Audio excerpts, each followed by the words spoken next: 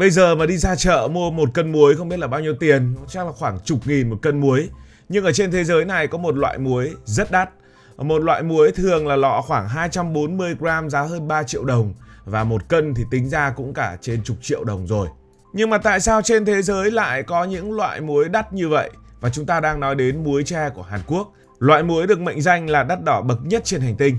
Và điều thú vị là cái giá đắt đỏ của nó không phải do làm màu mà đến từ một quy trình sản xuất nghe xong có cảm giác đây không phải là làm muối nữa mà giống như là đang luyện đan ở trong phim kiếm hiệp. Nếu quay ngược thời gian về hơn 1.000 năm trước, bạn sẽ thấy một điều khá thú vị. Muối tre ở Hàn Quốc ban đầu không phải là để cho vào canh, cho kho cá hay là chấm thịt như chúng ta vẫn hay nghĩ. Với người xưa, đặc biệt là các nhà sư và thầy thuốc đông y, muối tre gần như là một dạng thuốc bổ hơn là gia vị. Họ không nhìn muối là thứ tạo ra vị mặn, mà là một thứ có thể tác động đến cơ thể, miễn là nó đủ sạch và đủ tinh khiết. Thời đó công nghệ chưa có máy móc hiện đại như bây giờ, muối biển làm ra thường lẫn rất nhiều tạp chất, từ cát, những cái chất khác, thậm chí là những thứ không tốt cho sức khỏe. Và nếu muốn có một loại muối xịn, người ta không còn cách nào khác ngoài việc xử lý thủ công. Và thế là họ bắt đầu nghĩ ra cách nung muối, lọc lại rồi nung tiếp, lặp đi lặp lại nhiều lần để làm sạch theo cách tự nhiên nhất có thể. Và chính trong quá trình đó, muối tre đã ra đời. Thay vì chỉ nung muối đơn thuần, người ta nhồi muối vào chậu ống tre, bịt kín lại rồi đem đốt. Tre không chỉ là cái vỏ bọc mà khi cháy lên, nó tiết ra dầu và khoáng chất thấm ngược vào muối. Kết quả là sau nhiều lần nung, muối không chỉ sạch hơn mà còn biến chất theo nghĩa tích cực, mang thêm những đặc tính mà người xưa tin rằng tốt cho sức khỏe và tốt cho cơ thể. Và nếu nhìn theo góc độ ngày nay, chúng ta có thể thấy sẽ hơi huyền bí, nhưng với người xưa thì họ có một logic đơn giản hơn nhiều. Họ tin rằng cái gì được lửa thử thách càng nhiều lần thì càng tinh khiết, giống như vàng phải nung mới bỏ được tạp chất thì muối họ cũng tin là như vậy.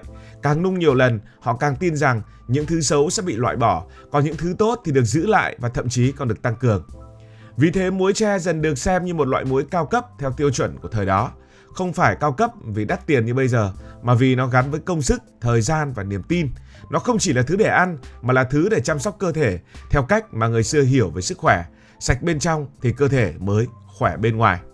Và nếu phải chỉ ra lý do lớn nhất khiến muối tre đắt thì đó chính là quy trình sản xuất. Và phải nói thật, quy trình này không dành cho những người thiếu kiên nhẫn. Mọi thứ bắt đầu từ muối biển, nhưng không phải muối biển nào cũng được chọn. Người ta lấy muối từ vùng bờ biển phía Tây của Hàn Quốc, nơi được đánh giá có độ tinh khiết cao. Nó cũng giống như việc bạn chọn nguyên liệu đầu vào đã là hàng tuyển chứ không phải là loại phổ thông. Sau đó, muối không được đem đi đóng gói ngay mà được nhồi vào những ống tre đã chọn kỹ. Tre phải là tre khoảng 3 năm tuổi, không quá non cũng không quá già. Hai đầu ống tre được bịt kín bằng đất sét, tạo thành một dạng ống kín chứa muối ở bên trong. Tại sao lại là tre? Đây chính là điểm đặc biệt. Tre không chỉ là một vật chứa mà nó còn đóng vai trò như một nguyên liệu phụ. Khi bị nung nóng, tre tiết ra dầu và khoáng chất, những thứ này sẽ ngấm dần vào muối. Sau khi chuẩn bị xong, các ống tre được đưa vào lò nung bằng củi thông. Bắt buộc phải là củi thông, nhiệt độ khoảng 800 độ C, đủ để làm tre cháy thành tro. Trong quá trình này, muối bên trong cũng không bị mất đi, mà ngược lại, nó hấp thụ những gì còn lại từ tre. Sau khi nung xong, người ta lấy muối ra, nghiền nhỏ, rồi lại nhồi vào ống tre mới, tiếp tục nung. Quá trình này không diễn ra một lần, mà lặp lại tới 8 lần. Hình dung mà xem, mỗi lần nung kéo dài hàng chục tiếng, cộng lại có thể lên đến hàng trăm tiếng. Chưa kể thời gian chuẩn bị, làm nguội và xử lý. Tổng thể có thể kéo dài hàng tháng trời. Và rồi đến lần thứ 9, mọi thứ bước vào giai đoạn đỉnh cao. Nhiệt độ được đẩy lên tới 1.000 đến 1.500 độ C. Lúc này không chỉ tre cháy mà cả muối cũng bắt đầu tan chảy. Hỗn hợp tre và muối biến thành một dạng dung nham. Dung nham này được đổ vào khuôn để nguội trong vài ngày. Khi đông lại, nó trở thành những khối cứng như đá. Muốn sử dụng, người ta phải đập ra từng mảnh. Nghe đến đây bạn sẽ hiểu vì sao giá của muối tre không thể rẻ. Đây không phải là sản xuất công nghiệp mà là một quá trình thủ công cực kỳ tốn công sức, thời gian và cả rủi ro. Và sau 9 lần nung, muối tre chắc chắn không còn giống muối ban đầu nữa, thành phần của nó thay đổi khá nhiều. Các nghiên cứu cho thấy muối tre chứa nhiều khoáng chất hơn so với muối thông thường, bao gồm kẽm, sắt, canxi, magie và kali. Ngoài ra, độ pH của muối tre cũng cao hơn, mang tính kiềm rõ rệt.